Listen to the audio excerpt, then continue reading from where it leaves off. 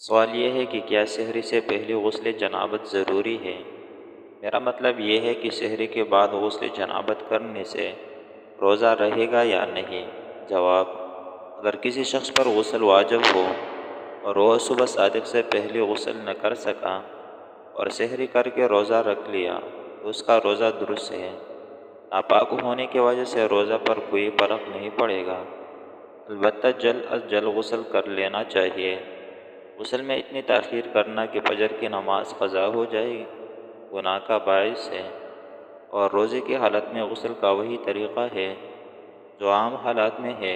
البتہ روزہ کی وجہ سے ناک میں اوپر تک پانی ڈالنا اور کلی میں غرارہ کرنا درست نہیں ہے، اس لیے کہ ناک میں پانی چڑھانے سے یا غرارہ کرنے سے پانی حلق میں چلا گیا تو اس سے روزہ فاسد ہو جائے گا۔ لہذا صرف کلی کر لے اور ناک میں پانی ڈال لے تو غسل صحیح ہو جائے گا، افطاری کے بعد غرارہ کرنے یا ناک میں پانی چڑھانے کی ضرورت بھی نہیں ہوگی۔ فقط واللہ اعلم۔